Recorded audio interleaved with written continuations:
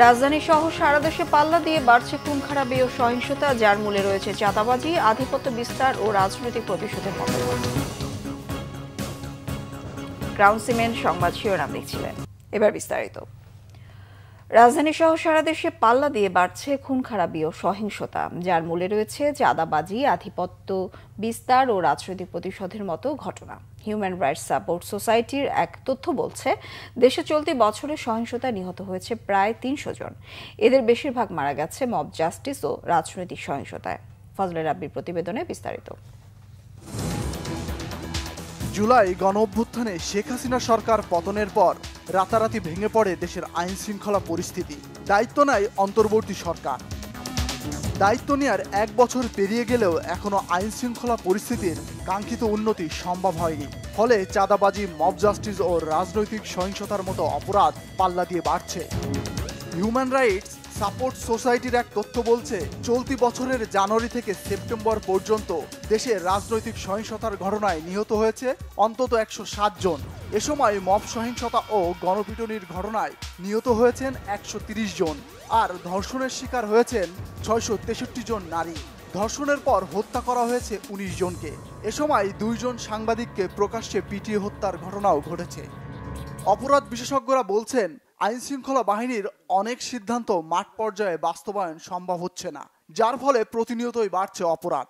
এই গণঅভ্যুত্থানকে কেন্দ্র করে পুলিশের যারা আহত বা নিহত হয়েছেন সেটি আইনগতভাবে সুরাহা করা, কোনো একটা ব্যবস্থা তারা গ্রহণ করতে পারেনি। তার মানে এই অবস্থাটাকে কেন্দ্র করে তাদের মধ্যে কিন্তু একটা বিভাজন আছে। মাঠ পর্যায়ের পুলিশের সাথে নীতি নির্ধারণী পুলিশের, অর্থাৎ যারা সিদ্ধান্ত গ্রহণ করেন অথবা একেবারে উপর স্তরে যারা আছেন, এদের মধ্যে একটা সমন্বয়হীনতা আছে। কারণ মাঠের যা বাস্তবতা সেই অনুযায়ী সিদ্ধান্ত গ্রহণ হয় না, আবার সিদ্ধান্ত যা গ্রহণ হয় সেটা মাঠ পর্যায়ের সাথে এটা খাপ খায় না। সুতরাং এটা সিদ্ধান্ত তো বাস্তবায়ন করবে আলটিমেটলি মাঠ পর্যায়ে যারা আছেন তারা, তাদেরকে সিদ্ধান্ত গ্রহণের প্রক্রিয়ার বাইরে বা তাদের মতামতকে উপেক্ষা করে মানে একটা লোক দেখানো বা পুলিশ কাজ করছে এরকম একটা সেন্টিমেন্ট ধারণ প্রতিষ্ঠিত করার জন্য সিদ্ধান্ত গ্রহণ করলে কিন্তু সেখান থেকে কোনো ফলাফল তৈরি হবে না। অপরাধ নিয়ন্ত্রণে সরকারের পর্যাপ্ত সদিচ্ছার অভাবের কথা বলছেন মানবাধিকার কর্মী এলিনা খান। তার মতে, সমস্ত রাজনৈতিক দলগুলো নিয়ে দ্রুতই আলোচনার টেবিলে না বসতে পারলে নির্বাচনের আগে দেশের আইন শৃঙ্খলা পরিস্থিতি আরও নাজুক হবে বলে শঙ্কা তার। আমার কাছে মনে হচ্ছে সরকার যদি সত্যিকারভাবে ঠিক মতো চেষ্টা করে বা ঠিক মতন যদি অর্গানাইজড যদি চেষ্টা করে, তাহলে এটা নিয়ন্ত্রণ করা খুব একবার নির্মূল হবে না, নিয়ন্ত্রণ করা কঠিন না।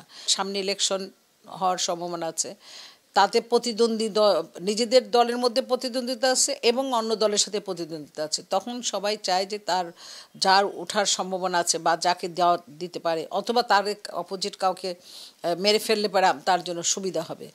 এই জিনিসগুলো তো রাষ্ট্রের দেখার দরকার, কারণ সামনে মাত্র কয়েক মাস বাকি আছে। এখনই যদি এটা নিয়ন্ত্রণ না করতে পারে, যেটা খুবই একটা জঘন্য একটা পরিস্থিতি সৃষ্টি হবে ইলেকশনের সময়, আগে এবং পরে এবং ইলেকশনের দিন।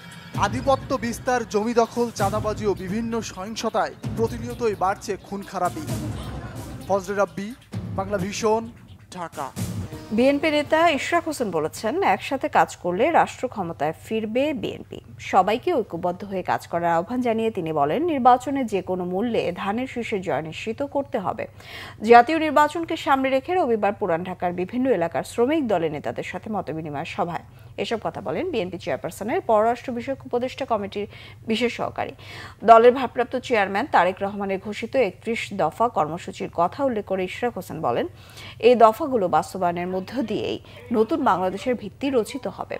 ঢাকা ৬ আসনকে বিএনপির দুর্গ হিসেবে উল্লেখ করে তিনি বলেন, ১৯৯১ সালে এখান থেকে শেখ হাসিনা পরাজিত হয়েছিলেন। ৯৬ সালে ঢাকার ৮টি আসনের মধ্যে কেবল এই আসনেই জয় পেয়েছে বিএনপি। তাই এই আসন বিএনপিকে যে কোনো মূল্যে ধরে রাখতে হবে। এনসিপি ও জামায়াতের সমালোচনা করে বিএনপির নেতা বলেন, পিআর পদ্ধতি দেশের স্বাধীনতার জন্য হুমকি। এনসিপি লুটপাট এবং সরকারি টেন্ডারবাজি থেকে শুরু করে বদলি বাণিজ্য সবকিছুতে তাদের একটা অংশ জড়িয়ে পড়লো। আমাদের জামায়াতে ইসলামী এই যে একটা দাবি করা হচ্ছে পিআর পদ্ধতি, এটা কোনোভাবেই বাস্তবায়নযোগ্য না। এই পদ্ধতি যদি হয়, এটা বাংলাদেশের জন্য একটা হুমকি, বাংলাদেশের স্বাধীনতার জন্য একটা হুমকি। দেশনায়ক জনাব তারেক রহমানের ঘোষিত ৩১ দফা বাস্তবায়ন করতে হলে আমাদেরকে একসাথে কাজ করতে হবে এবং এই অঞ্চল থেকে এই ঢাকার 6 আসন একটি ঐতিহ্যবাহী আসন, এই আসন আমাদেরকে অবশ্যই যে কোনো মূল্যে দলকে উপহার দিতে হবে, নিশ্চিত করতে হবে ইনশাআল্লাহ। পার্বত্য চট্টগ্রামে বিভিন্ন জাতিগোষ্ঠী তাদের জীবন ধারণে গাছ, বাঁশ বা প্রাকৃতিক সম্পদ কাজে লাগিয়ে নানান তৈজসপত্র ও নিত্য প্রয়োজনীয় জিনিস তৈরি করে আসছে। এবার কলা গাছের তন বা সুতা দিয়ে তৈরি হচ্ছে স্যানিটারি ন্যাপকিন, যা কয়েকবার ব্যবহারযোগ্য। রাঙামাটি প্রতিনিধি নন্দন দেবনাথের তথ্যছবিতে রিপোর্ট। কলা গাছের কোনো কিছু ফেলনার নয়। গাছের ফল, কলার থোড়, গাছের ভেতরে বুগলি, এগুলো সবই খাওয়া যায়। কিন্তু পাহাড়ে এই প্রথম কলা গাছ থেকে সুতা বের করে প্রক্রিয়াজাত করে স্যানিটারি ন্যাপকিন তৈরি শুরু করেছে উইভ নামের একটি বেসরকারি সংস্থা। কয়েকবার পর্যন্ত ব্যবহারযোগ্য এই স্যানিটারি ন্যাপকিন নিরাপদ ও অত্যন্ত সাশ্রয়ী। উৎপাদিত এই স্যানিটারি ন্যাপকিন কম খরচে বাজারজাত করতে বাণিজ্যিকভাবে উৎপাদনে বিএসটিআই এর কাছে এরই মধ্যে আবেদন করেছে উইভ। তো এটি আমার কাছে খুব ভালো লেগেছে এবং এটি স্বাস্থ্যসম্মত। আমি ব্যবহার করে আমার কোনো খারাপ লাগেনি। আমাদের স্কুলের ছাত্রছাত্রীরাও আমাদের বান্ধবীরা এটি ব্যবহার করেছে। পাহাড়ের প্রত্যন্ত অঞ্চলের মেয়েরা স্বাস্থ্য সচেতনতা ও আর্থিক অসচ্ছলতার কারণে স্যানিটারি ন্যাপকিন ব্যবহার করতে পারে না, ফলে মেয়েরা বিভিন্ন স্বাস্থ্যগত সমস্যায় ভোগে।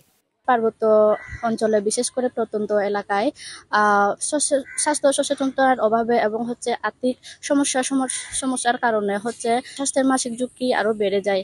স্যানিটারি পেতা স্বাস্থ্যসম্মত এবং তাদের কোনো অসুবিধা হয় নাই। পাহাড়ে ব্যতিক্রমী জনবান্ধব এই কার্যক্রম বাস্তবায়নে সরকারি নির্দেশনা ও পৃষ্ঠপোষকতা পেলে সারা দেশেই এই কার্যক্রম ছড়িয়ে দেওয়া সম্ভব, জানিয়েছেন উইভের নির্বাহী পরিচালক। কলা পাকার পর ওই যে উচ্ছিষ্ট অংশগুলো ফেলে দেওয়া হয়, তো আমি চিন্তা করলাম এগুলো নিয়ে কিভাবে কাজ করা যায়। কলা গাছ দিয়ে সুতা তৈরি করার মেশিন কিনেছি, কলা গাছের উচ্ছিষ্ট অংশ দিয়ে স্যানিটারি ন্যাপকিন বানানো। আমাদের প্রাথমিক পর্যায়ে আছে এখানে যে লোকাল মেশিন দিয়ে যেভাবে আপনার সুতা তৈরি করা হচ্ছে এবং আপনার ওই ড্রায়ারের জন্য এখানে রৌদ্রে শুকানো হচ্ছে। এক্ষেত্রে যদি আমরা যে আধুনিক মেশিন যদি সংযুক্ত করতে পারি, সেক্ষেত্রে আমাদের যে কলা গাছের ফাইবার এবং পাতা দুটোই কিন্তু এটা আপনার অর্গানিক। এই ন্যাপকিন তৈরি নিয়ে আয়োজিত প্রদর্শনীতে এসে উইভের কার্যক্রমের প্রশংসা করেছেন রাঙ্গামাটি জেলা প্রশাসক। স্কুলগামী ছাত্রীদের মধ্যে বিতরণ করছে, এজন্য আমরা তাদেরকে অনুরোধ করেছি তারা যাতে দূরবর্তী দুর্গম উপজেলা সমূহের যারা পিছিয়ে পড়া জনগোষ্ঠী আছে এবং যাদের অর্থভাবে যারা আছে তাদের কাছে যাতে সেই স্কুলগুলি যাতে তারা আগে নির্বাচিত করে। স্যানিটারি ন্যাপকিন তৈরির এই ব্যতিক্রমী পদ্ধতি সারা দেশে ছড়িয়ে দিতে পারলে স্বল্প আয়ের নারীরাও সুলভে স্বাস্থ্যসেবা গ্রহণের সুযোগ পাবেন। এজন্য প্রয়োজন সরকারি সহায়তা। Bangla vision news desk. এ ছিল এখনকার মতো। পরের সংবাদ সকাল 11টায়। ধন্যবাদ সবাইকে সঙ্গে থাকার জন্য।